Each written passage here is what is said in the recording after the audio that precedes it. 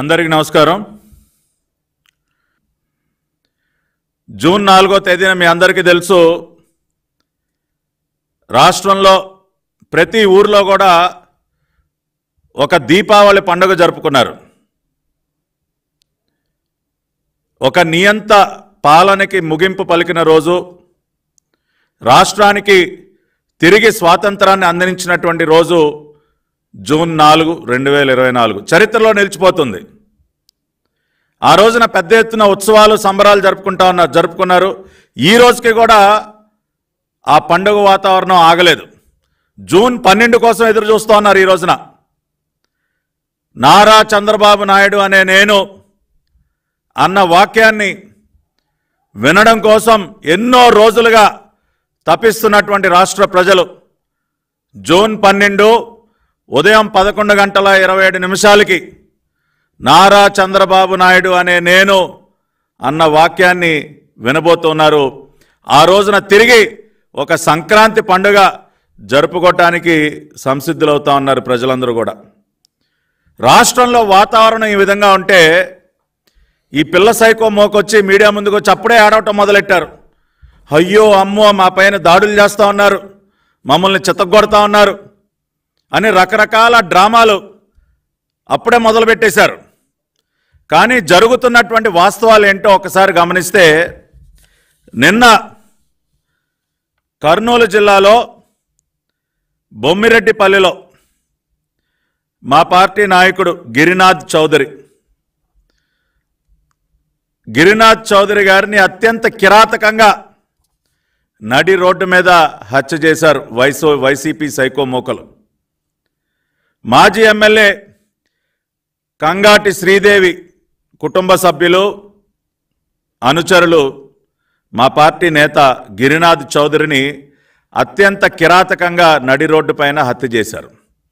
నిన్న క్రమశిక్షణతో మెలుగుతాం, చట్టబద్ధంగానే వ్యవహరిస్తాం, రాజ్యాంగబద్ధంగా వ్యవహరిస్తాం, కానీ చట్టం యొక్క పవర్ ఏంటో కూడా చూపిస్తాం, ఈ సైకో మోకల యొక్క సంగతి ఏంటో తెలుస్తుంది। ఎందుకంటే అది కూడా ప్రజలు కోరుకుంటున్నారు।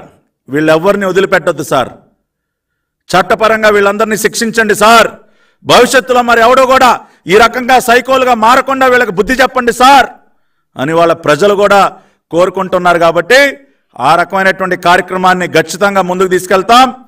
Red book is a reality, మీరు చూస్తారు నారా లోకేష్ గారి red book, it is a reality, ఖచ్చితంగా దానిని కూడా మీరు చూస్తారని చెప్పి రాష్ట్ర ప్రజలందరికీ తెలియజేసుకుంటూ వైసీపీ నాయకులందరికీ మరొకసారి చెప్తా ఉన్నా, అరే సన్నాసులారా ఏం చేయాలి? ఈ రోజు నుంచి మీరు ఏం చేయాలిరా సన్నాసులారా? నేల మీద పడుకోవాలి। అరే అవినాష్, కొడాలి నాని, గుట్కా నాని, అరే వంశీ, ఈరోజు నుంచి ఏం చేయాలి? మీరు నేల మీద పడుకోండి, ఇండియన్ టాయిలెట్ మాత్రమే వాడండి, ఏసీల్లో పడుకోవటం మానేసేయండి, దొడ్డు బియ్యం తెలుసుగా, దొడ్డు బియ్యంతో మాత్రమే అన్నం తినండి, భోజనం చేయండి, సెల్ ఫోన్లకి దూరంగా ఉండండి, వారానికి 2 ఫోన్ కూపన్లు, రోజు పందికొక్కులాగా నాన్ వెజ్ తినబాకండి, వారానికి ఒక రోజు అది కూడా 200 గ్రాములు మాత్రమే ఒక కప్పులో పెట్టుకుని తింటాం అలవాటు చేసుకోండి। కాబట్టి ఇటువంటివన్నీ అలవాటు చేసుకుంటే రేపు వెళ్ళాలి కదా। అకారణంగా ఆఖరికి భగవంతుడు లాంటి చంద్రబాబు నాయుడు గారిని కూడా లోపల పెట్టి హింసించారు కదరా మీరు, తప్పుడు కేసులు పెట్టి। అటువంటి పుణ్యాత్ముడి పైన జైల్లో మీరు చేసినటువంటి దౌర్జన్యాలు ఏంటో మాకు తెలుసురా।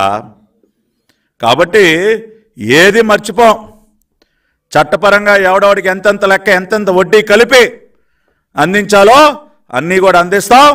కాబట్టి అతి త్వరలోనే మీకు రాష్ట్రం ఉన్నటువంటి జైళ్లలో జరిగేటటువంటి రాచమర్యాదలన్నిటికి కూడా మీరు సిద్ధంగా ఉండండి। ఆల్రెడీ సాక్ష్యాధారాలు అన్నీ కూడా సేకరిస్తూ ఉన్నాం।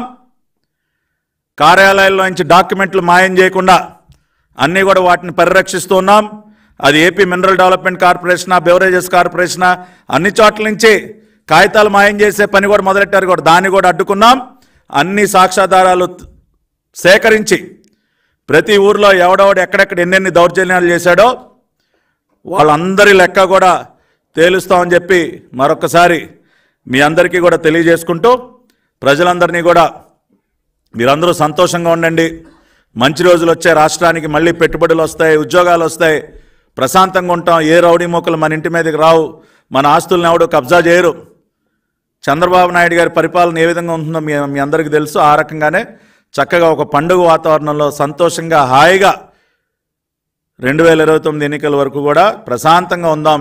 రాష్ట్రాన్ని తిరిగి మనందరం కలిసి దేశంలోనే ఒక నెంబర్ 1 రాష్ట్రంగా తీర్చిదిద్దుకుందాం. ఈ సైకో మోకలందరికీ కూడా గట్టిగా బుద్ధి చెప్దామని చెప్పి మీ అందరికీ తెలియజేసుకుంటూ, ఇటువంటి సంఘటన ఇంకొకసారి ఎక్కడైనా జరిగితే, నిన్న కర్నూలులో పత్తికొండలో మీరు చేసినటువంటి దారుణం తోలు తీస్తాం చట్టపరంగానే. రే మళ్ళీ చెప్తా ఉన్నా, ఈ తోలు దించే కార్యక్రమం కూడా కాకీల ద్వారానే జరుగుద్ది, అది కూడా గుర్తుపెట్టుకోండి. మీ అందరి దగ్గర సెలవు తీసుకుంటున్నాను. నమస్కారం.